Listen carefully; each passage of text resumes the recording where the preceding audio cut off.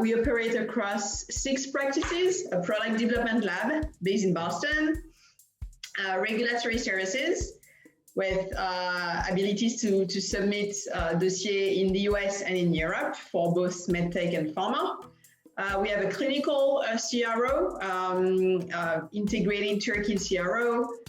We do have a market access practice, supplying services such as reimbursement, pricing, payer value dossier or payer injection handlers. In the US and in Europe for both pharma and medtech. We also have a strategy consulting division, which I'm part of, where we provide growth strategies, commercial due diligences, pre-commercial value assessments, for instance.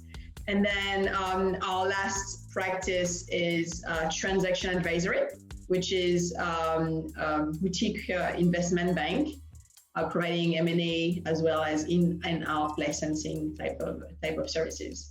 All of this is powered by data analytics practice, supporting all of our practices, as well as real-world evidence and patient engagement. So I'm a partner at Alira, as you mentioned. I've been with the firm for about 8 years now, 5 years in the US, 3 years in Paris. My background is investment banking as well as strategy at Novartis Pharma. And my role at Alira is really to support medtech and pharma clients as well as digital health clients into their growth strategies, from value chain integration, identification of white spaces, pre-commercial value assessment. So I really support VPs of BizDev or CEOs, CFOs, as well as product franchise into their next market moves.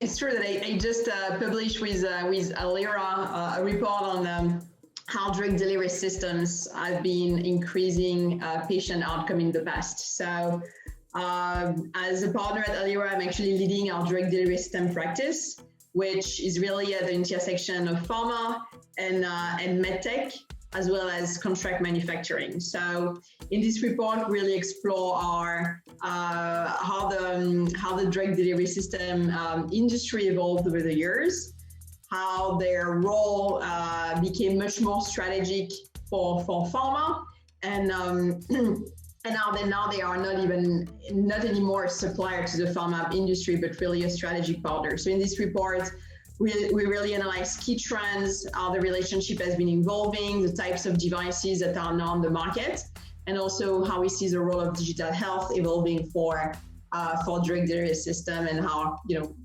all the connectivity and Internet of Medical Things, which have been buzzwords recently, can really become true and materialize in increased patient outcome.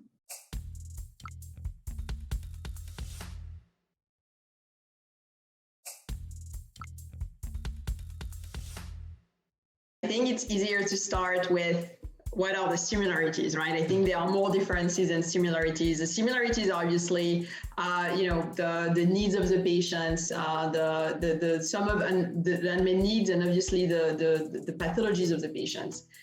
I think that everything else is different from really a market organization need for market access. I think it's really important for a French company, for instance, willing to enter the US market, to understand that the systems are organized in total different ways.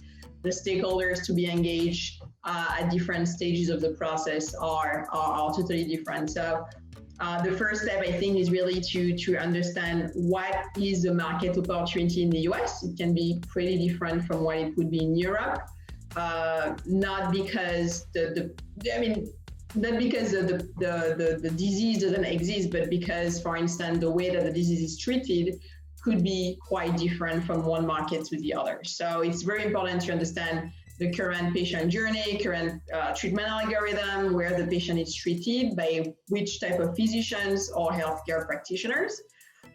It's also key to understand the key mechanism for market access, which will include reimbursement, coverage, which are particularly different from the US and France. In France, we have a mostly public system where the hospitals are paid by the governments and social securities. Even the physicians are generally paid by the government, while in the US, it's a totally different system where coverage is mainly ensured by private payers, as well as the hospitals and healthcare practitioners being in private practices. So it's really important to understand their incentives sometimes to use the technology into the US market. So market access is totally different. The two systems are totally different.